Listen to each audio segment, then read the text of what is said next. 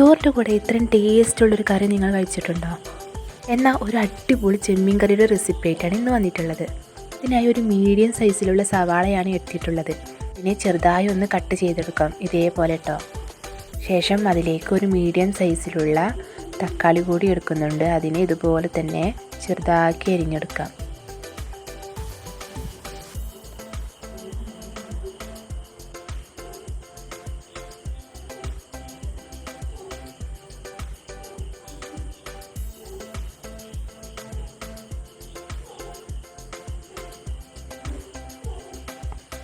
ശേഷം ഇതിലേക്ക് 2 പച്ചമുളകാണ് ഇട്ടിട്ടുള്ളത്. ഇതൊന്ന് നടുകെ കീറിയെടുക്കാം.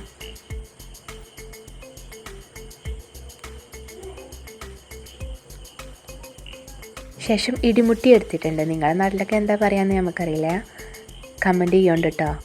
അതിലേക്ക് 3 അല്ലി വെളുത്തുള്ളി, 1.5 ഇഞ്ച് വലുപ്പത്തിലുള്ള ഒരു ഇഞ്ചിയുടെ പീസ്, ഇത് രണ്ടും കൂടി ഇട്ട് നന്നായി ഒന്ന് ഇടിച്ചെടുക്കുക.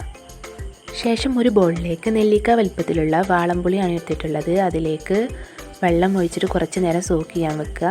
ശേഷം അതൊന്ന് നന്നായി പിഴിഞ്ഞ് അതിൻ്റെ ഗ്രേവി ഒന്ന് എടുത്ത് മാറ്റി വെക്കാം.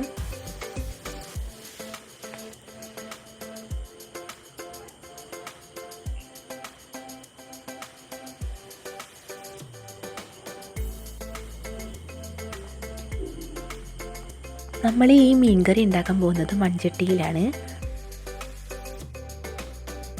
ഇതിലേക്ക് 2 ടേബിൾ സ്പൂൺ വെളിച്ചെണ്ണയാണ് ഒഴിച്ചിട്ടുള്ളത്.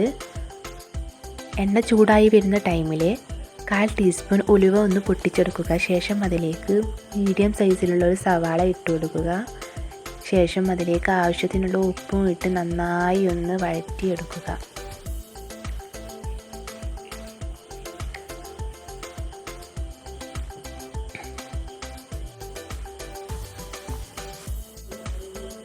സവാളയൊന്ന് വാടി വരുന്ന ടൈമിൽ നേരത്തെ ചതച്ച് വെച്ച ഇഞ്ചി വെളുത്തുള്ളി പേസ്റ്റ് ഉണ്ടല്ലോ, അതുകൂടി ഒന്ന് ഇട്ട് കൊടുക്കുക.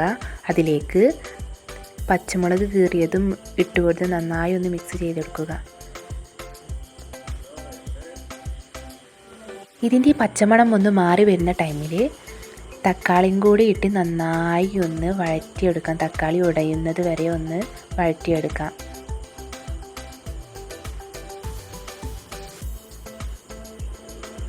ഒരു 2-3 മിനിറ്റ് ഒന്ന് വഴറ്റിയെടുത്താൽ മതിയാവും. ശേഷം അതിലേക്ക് ഒരു തണ്ട് കറിവേപ്പില കൂടി ഇട്ട് കൊടുക്കുന്നുണ്ട്. 2-3 മിനിറ്റ് കഴിഞ്ഞപ്പോൾ തന്നെ നന്നായി ഒന്ന് ഉടഞ്ഞ് വന്നിട്ടുണ്ട്, കണ്ടില്ലേ? ഇനി അതിലേക്ക് 1/2 ടീസ്പൂൺ മഞ്ഞൾപ്പൊടി, 2 ടേബിൾ സ്പൂൺ മുളക് പൊടി, 2 ടേബിൾ സ്പൂൺ തന്നെയാണ് മല്ലിപ്പൊടി ഇടുന്നത്. ഇതും കൂടി ഇട്ട് നന്നായി ഒന്ന് മിക്സ് ചെയ്തെടുക്കുക. ശേഷം അതിലേക്ക് ഒരു 1/4 ടീസ്പൂൺ ഗരം മസാല കൂടി ഇട്ട് കൊടുക്കുന്നുണ്ട്. അതിനുശേഷം പൊടിയുടെ റോസ്മെല്ലൊന്ന് മാറുന്നത് വരെ ഒന്ന് മിക്സ് ചെയ്തെടുക്കാം. പൊടി കരിഞ്ഞു പോവാതെ ഒരു മീഡിയം ഫ്ലെയിമിൽ ഇട്ടിട്ടൊന്ന് മിക്സ് ചെയ്തെടുത്താൽ മതി. അതിലേക്ക് നേരത്തെ മാറ്റി വെച്ചിട്ടുള്ള പുളിയുടെ വെള്ളം കൂടി ഒഴിച്ചു കൊടുക്കുന്നുണ്ട്. ഇത് നന്നായി ഒന്ന് തിളച്ച് വരുന്നത് വരെ വെയിറ്റ് ചെയ്യാം.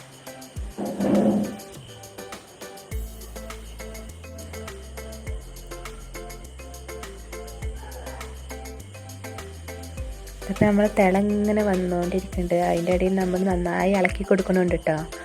അപ്പോൾ ഇത് നന്നായി തിളച്ച് വന്നിട്ടുണ്ട്.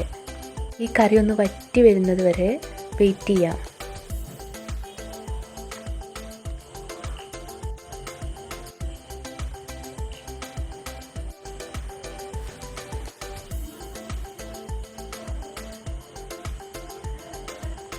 ശേഷം അതിലേക്ക് നമ്മുടെ മെയിൻ ഇൻഗ്രീഡിയൻ്റ് ആയ ചെമ്മീൻ ഉണ്ടല്ലോ, അതൊരു ബൗൾ എടുത്തിട്ടുണ്ട്. അത് നമുക്കിതിലേക്ക് ഇട്ട് കൊടുക്കാം. മീൻ ഇട്ടതിന് ശേഷം തിള വരേണ്ട ആവശ്യമില്ല. ഇവിടെ തേങ്ങ അരച്ച മീൻകറിയാണല്ലോ ഉണ്ടാക്കുന്നത്, അപ്പോൾ അതിനായിട്ടുള്ള അരപ്പ് റെഡിയാക്കാം.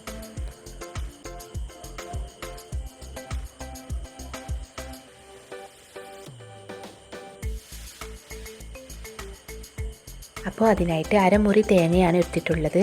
ഇതിനെ നമുക്ക് ജാറിലേക്ക് ഇട്ട് കൊടുക്കാം. അതിലേക്ക് 2-3 ചെറിയ ഉള്ളി, 1/2 ടീസ്പൂൺ വലിയ ജീരകം, 1/2 കപ്പ് വെള്ളം കൂടി ചേർത്ത് നന്നായി ഒന്ന് അരച്ചെടുക്കാം. അപ്പോൾ നമ്മൾ കറിയിൽ മീനൊന്ന് കുക്കായി വരുന്ന ടൈമിൽ നമുക്ക് ഈ അരപ്പൊന്ന് ഒഴിച്ചു കൊടുക്കാം. ഇത് തിള വരുന്നത് വരെ ഒന്ന് ഇളക്കിയെടുത്താൽ മതി. അപ്പം നമ്മുടെ അടിപൊളി തേങ്ങ അരച്ച ചെമ്മീൻ കറി റെഡി ആയിട്ടുണ്ട്. ഇത് നല്ല ചോറിനും നല്ല ചപ്പാത്തി പൊറോട്ട ഇതിനൊക്കെ മാച്ചാണ്.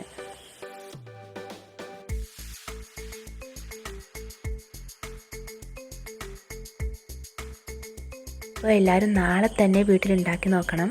എന്നിട്ട് അഭിപ്രായങ്ങൾ എന്തെങ്കിലും ഉണ്ടെങ്കിൽ കമൻറ്റ് ചെയ്യണം കേട്ടോ. നമ്മുടെ ചാനൽ പുതുതായി ആരെങ്കിലും കാണുന്നുണ്ടെങ്കിൽ സബ്സ്ക്രൈബ് ചെയ്യുക, ലൈക്ക് ചെയ്യുക, ഷെയർ ചെയ്യുക. Okay, bye.